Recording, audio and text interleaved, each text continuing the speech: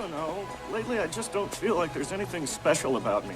You are an incredibly sensitive man who inspires joy feelings in all those around you. Get out of here. Excuse me, citizen.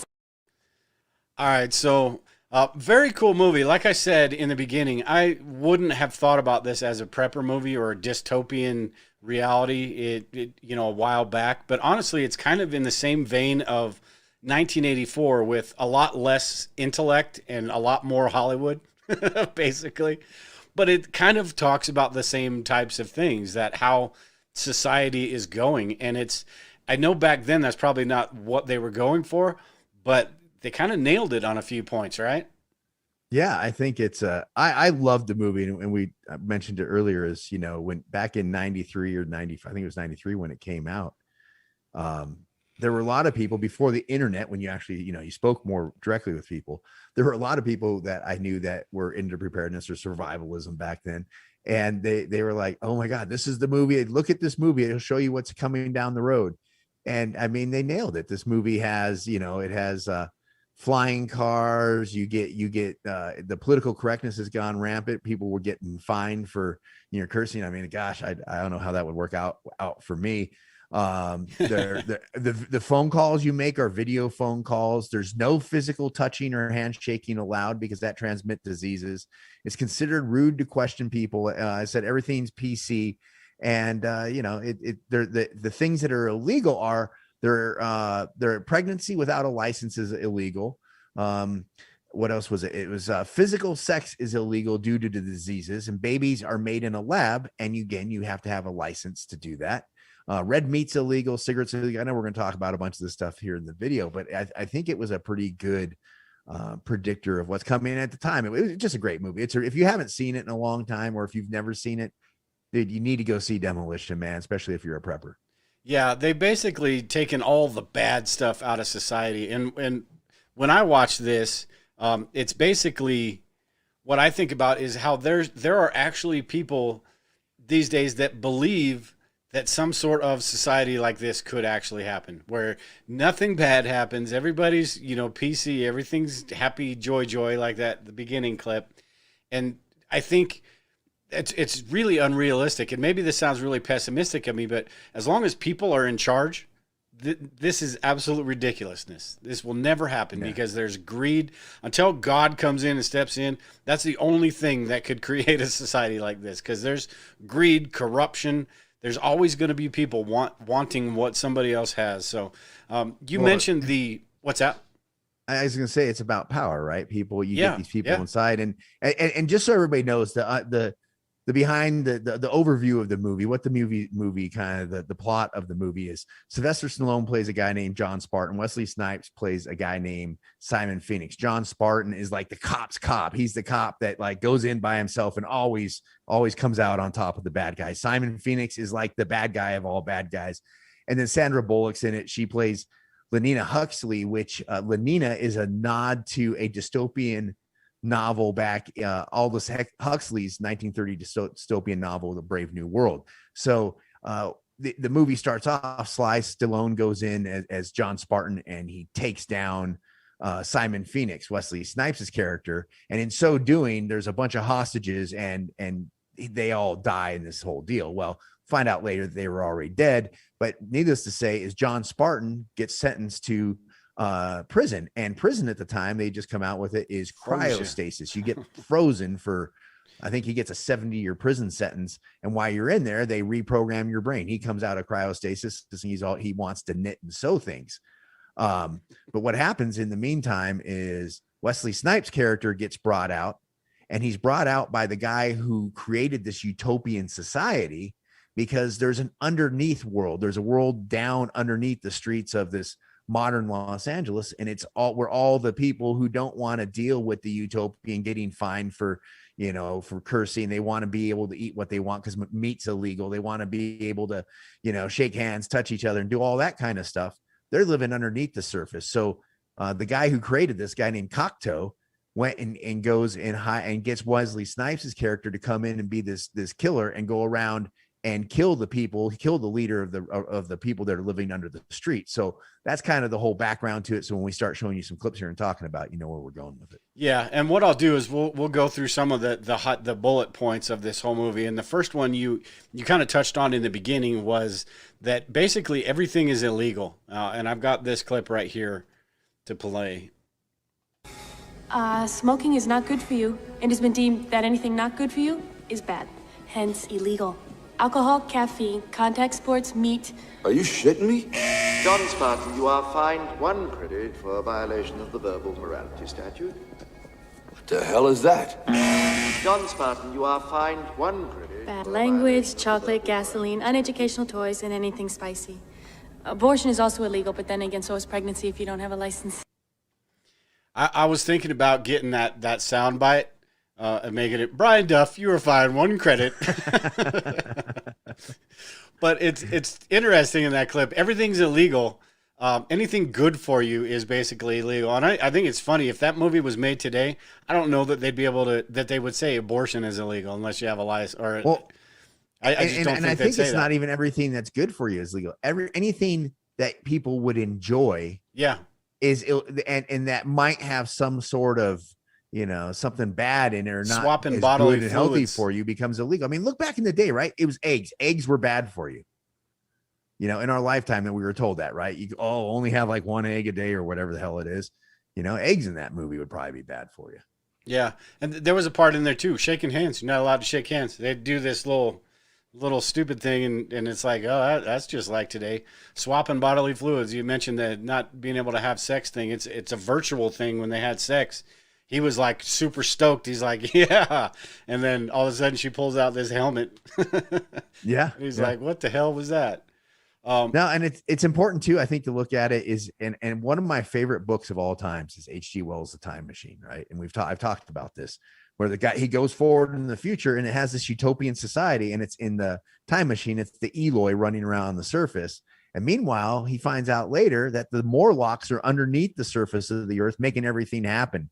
And it's just these people up on top that have it, you know, this utopian society. And it's one little portion of society that has the utopian society. That's my big takeaway from this. Yeah. You know, again, it reminds me of the politicians, and the media types and the Hollywood celebrities. They have their little utopian world life that they live, you know, and they're always putting bullshit down on us, kind of trying to, you know, like, oh, let's maintain our world. Look at some of the laws, all the stuff that they've been doing for years. So, yeah.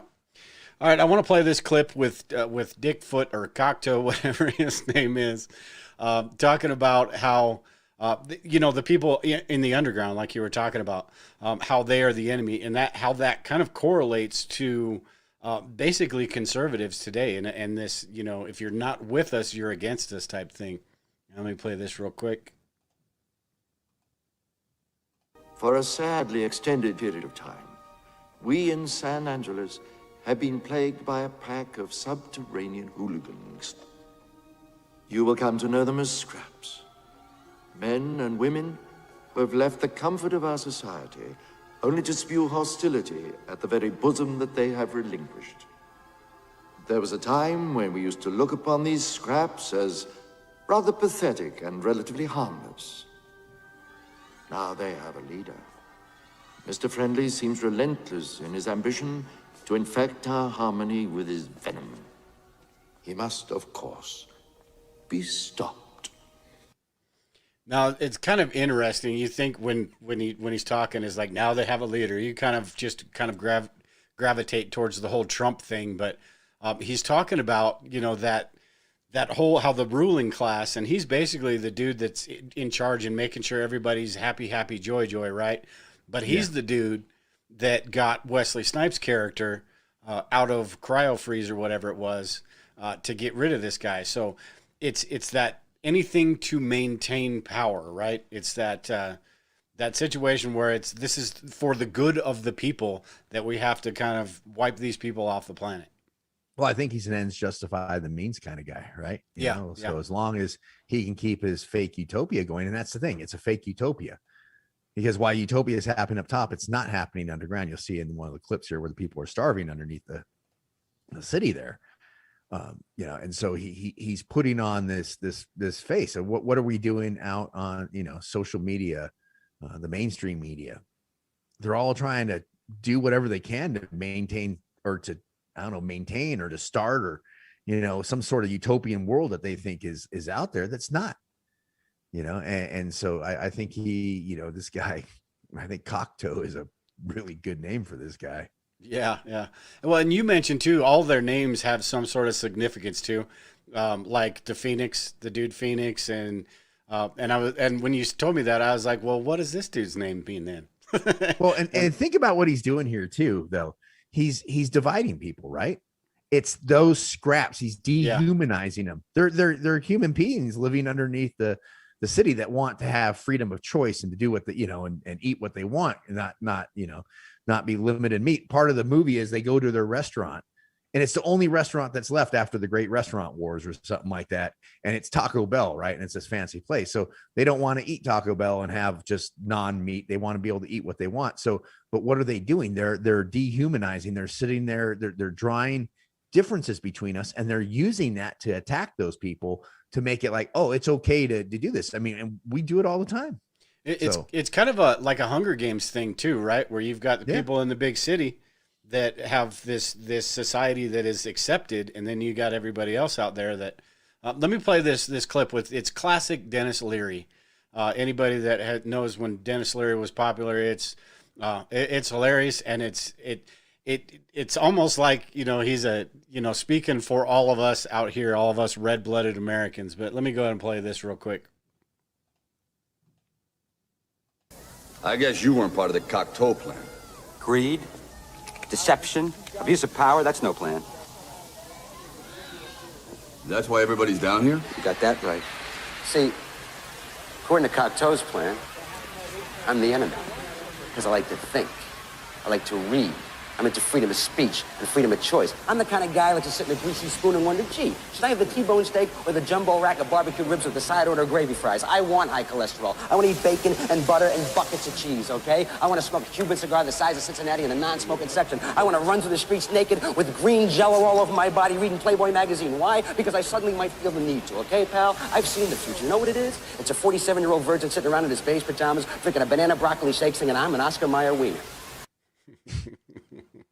Now, anybody who hasn't seen the movie isn't going to really understand that last part about the Oscar Mayer wiener, but it's just hilarious because that's all they do. They don't have music. They just sing jingles from commercials and stuff, old commercials. So from old commercials. Yeah. I think part of that scene too is as he's talking about getting cholesterol and eating the fries with gravy and the T-bone steak and the butter and all that stuff.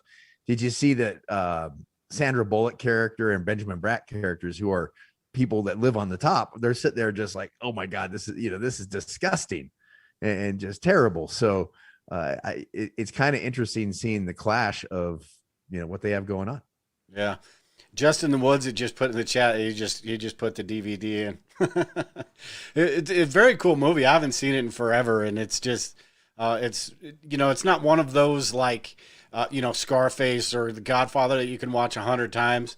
But if you haven't seen it in a while, it's entertaining enough to watch. This next clip really has nothing to do with anything other than a opportunity to bag on Brian Stelter. But this one guy in the show, I can't remember what his name was, but he's basically a weasel. And Bob. His name is Bob. His name's like Chancellor Bob or something like Bob, that. yeah. He was the Cocteau dude's right-hand man, and then all of a sudden Cocteau dies, and now he's like, going wherever he can. But I want to play this clip just because it is kind of funny, and I think you brought it up to me too. It reminds me of Brian Stelter. Greetings and salutations, Edgar Findlay. I'm Associate Bob, and may I say it would be a great pleasure to assist you in creating a more humane... Bob, let's talk about the hair, okay? Hair? Pick a color, all right? And lose the kimono. You look like a couch. Couch? What are you, a surgeon with these gloves? You look like a couch. Dennis Leary was awesome. He wasn't, he only stuck around for a few years and then he kind of just faded out, but he was awesome. But I wonder how many people these days, like if there was some sort of shift, which would be fantastic, first of all, but how many people from CNN and New York Times and all that would actually, be that way going, oh yeah, we we can write good stories about you. We want to stay in business. We want to do that and this and that. I think there's a lot of people that are opportunists these days and only make decisions based on popular opinion. And that's why, some of these companies, Disney is a perfect example of that, make the decisions they make because they're afraid of the outcry and losing money, basically. Well, I think it goes down to about comfort levels too with these the media personalities, right? The people running the media. It's about their comfort level, right? They, you're right. It is about making money, and it's about lack of values. They're choosing to make money, or maybe it's in line with their values, and they just have totally shitty values. But at some point, I think, and it's something we've talked about before when it comes to prepper groups, how we mentioned it earlier today, where a lot of people try to have this prepper group based upon what people do. And like, okay, you're going to the apocalypse with what they can do, but how do you get along with them? Are they in alignment with your values? When times get tough, that's what you're going to resort to is your values. And so I think that's what we see with a lot of the media types. Their values are being in power. Their values are being able to be the cool person that when they go to the restaurant, they have someone there waiting to give them that T-bone steak. And, oh, Mr. Stelter, we have your table ready for you. Brian, I don't know. I've never talked with Brian Stelter. I don't ever plan on hopefully ever having to meet that guy or ever talk to him. And I get the feeling that he maybe is, like there's a lot of people out there that they like that notoriety. They want to be famous and all that. And they're willing to compromise their values for that fame and notoriety. And I think that's what you see this, associate Bob guy doing in here. Yeah. Right. Like, I mean, he bounces from Cocteau and he went to somebody else. He tried to, in the movie, he tries to align himself with Simon Phoenix. And then at the end, he's jumping on the Dennis Leary train.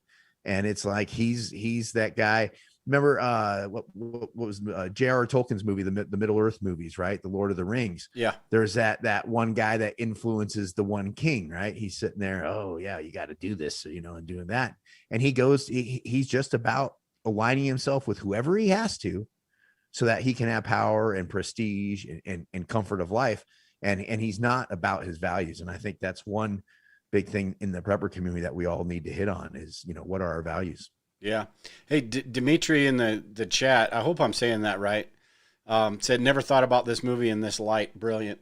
It's like, yeah, that is exactly me too. A couple of months ago, I was like, what? Demolition Man.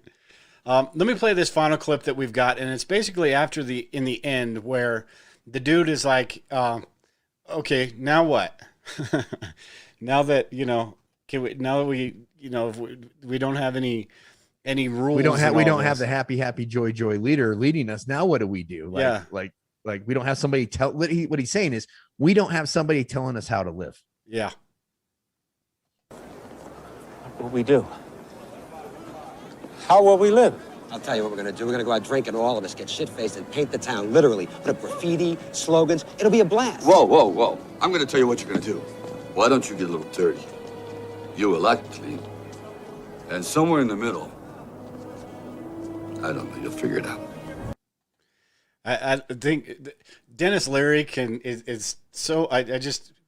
it's just a great character. I mean, I can see. Oh, I'd be like, hey, dude, let's go. Yeah, let's go light this place. I'll tell you what we're gonna do. Yeah, but yeah, it's people that have basically pulled their head out of the sand, and now they're going like, what do we do? And even Sandra Bullock's character throughout the whole movie, she was kind of that rebel, right, fighting it, but wasn't real bad. But she had all the memorabilia from the 2000s and stuff like that, and she was trying to say, it was kind of funny actually, trying to say these old sayings and saying them completely wrong, and trying to keep her head out of the sand, but at the same time, it's all these rules, and everybody now that it's all gone, now everybody's like, what do we do? I don't know how to live, basically. Yeah. Well, and I think that's a big statement on society, right? Where I need somebody to control me. Well, that or people are just so used to having that they don't know any different. There's people out there that literally, like, it's like that police chief. He's like, what do we do now? Like, he has no idea, because it's like, what's this freedom stuff you speak of? Yeah, exactly. Yeah. Yeah. And I think, like I said in the beginning too, a society like this, just completely more than far-fetched, absolutely ridiculous. No crime, no cussing, no People are people, and it just wouldn't be possible. But it was, I thought it was a pretty good movie. It was entertaining. It was funny. Nothing real deep, not going to inspire any college papers or anything like that. But it was good. It was when Sylvester Stallone was still good. It was that time period where Wesley Snipes, that 5-year time period where he was actually a good actor. And then he kind of disappeared. Blade was all right. Wasn't as good as this, but dude, Blade was pretty good, man. Yeah, a big fan of Blade. But so what do you think? Thumbs up or thumbs down? Because I give it a thumbs up. Yeah, I think it's definitely a thumbs up. I like Stallone though. I like a lot of them, even his recent movies, where he's trying to escape from jail, Escape Plan. I think pretty good. But yeah, back then that was his heyday. That was a pretty good movie. I mean, it's creative. It'd be interesting to see that made these days with a little bit more of the technology and all that. Although we basically live in this PC world that they're talking about. So what would a movie look like this being made from Hollywood these days? Completely different than the 90s. Yeah. And I think the thing Hollywood isn't that far, and I grew up in literally 10 minutes from Hollywood, 10 minutes from a lot of the studios. And so there's a lot of overlap between, you have Caltech down there, and it's the Silicon Valley's not far, and there's that whole social scene. So there's a lot of overlap at times between what we're seeing in movies and when they start predicting future stuff. There's it's stuff that they're working on, stuff that, hey, this is happening. I mean, again, look in the movie, look at the self-driving cars and all the stuff in the movie that's like, wow, we're 3D printing houses now, and pretty soon, I imagine, not in the too near distant future, probably in our lifetimes, they may come up with the ability of having a mush or whatever it is that gets 3D printed into different tasting foods. Yeah. And so what are we looking at? George Jetson, right? Like, just press the button, tell the computer what you want, and you have a burger. Well, if they break food down into its basic, carbs, proteins, or whatever, and they have a way to print it, maybe that becomes a thing. So I'd look at some of this stuff as a way to go, hey, what might be coming down the road that we might have to deal with down, that how will this affect my prepping? Because here you go. I love when he crashes the car and it fills with foam and nothing happens to him. Yeah. Right. Like, is that something we might see down the road? Because 93 airbags had just come out or were just coming out. Right. I think when I was a paramedic, I think the first airbag I ever saw deployed was like 1990. So that stuff was in the movie when airbags, and you didn't have side airbags and all that. It was just the airbag in the steering wheel. The driver still ate it. Everybody else still ate it, but they had the airbag in the steering wheel, and they came out with more. And it's kind of what they show in the movie. So I think look at some of these movies that are out there, and when they talk about technology, think about it from the view of what if this actually comes true in my lifetime. Yeah. Very good movie.